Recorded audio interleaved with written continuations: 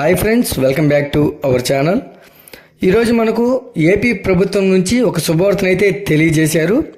అయితే ఆ శుభవార్త ఏంటంటే ఏపీ ప్రభుత్వంలో ఉచిత గ్యాస్ సిలిండర్ల పంపిణీకి అయితే ముహూర్తం ఖరారు చేసినట్లయితే తెలియజేశారు. అయితే దీని గురించి ఒక ఫుల్ క్లారిటీ అయితే ఈ వీడియోలో మనం తెలుసుకుందాం.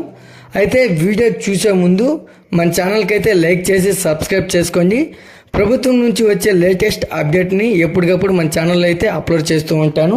అయితే వీడియోలోకి వెళ్తే మనకు ఆంధ్రప్రదేశ్ ప్రజలకు ఎన్డీఏ ప్రభుత్వం శుభవార్త అయితే తెలియజేసింది.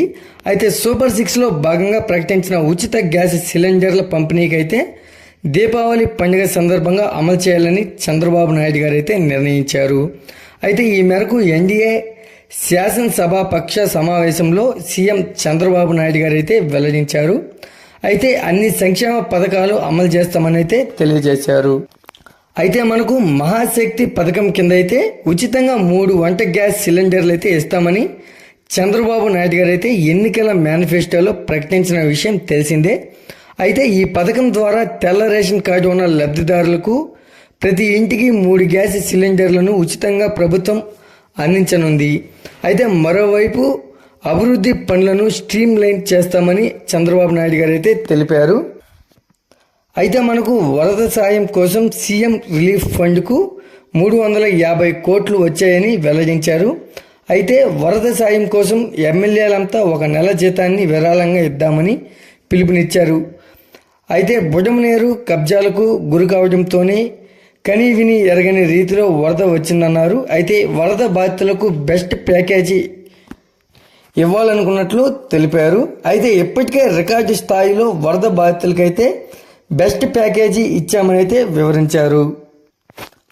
అయితే కోట్లాది మంది ప్రజలకు కూటమిపై ఆశలు పెట్టుకున్నారని ప్రతి అడుగు ఆలోచించి వేయాలని అయితే చంద్రబాబు సూచించారు.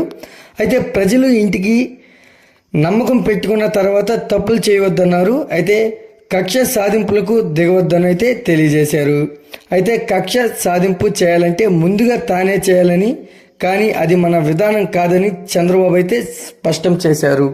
అయితే ఎన్నికల ముందు 3 పార్టీల మధ్య ఉన్న సమన్వయం అద్భుతమని, ఈ 100 రోజుల్లో కూడా అదే సమన్వయంతో పనిచేశారని చంద్రబాబు నాయుడు గారు అయితే ప్రశంసించారు.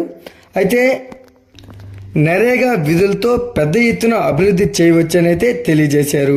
అయితే ఆనాటి ముఖ్యమంత్రి జగన్మోహన్ రెడ్డి నిర్లక్ష్యం కారణంగా అనేక నీటి ప్రాజెక్టులు దెబ్బతిన్నాయని అయితే తెలియజేశారు. అయితే తాము వచ్చాక నీటి ప్రాజెక్టుల అన్నిటినీ బాగు చేస్తామని అయితే తెలిపారు. ఈ వీడియో కనుక నచ్చినట్లయితే లైక్ చేసి సబ్స్క్రైబ్ చేసుకోండి. మరొక లేటెస్ట్ అప్డేట్తో మీ ముందుకు తీసుకొస్తాను. Thanks for watching.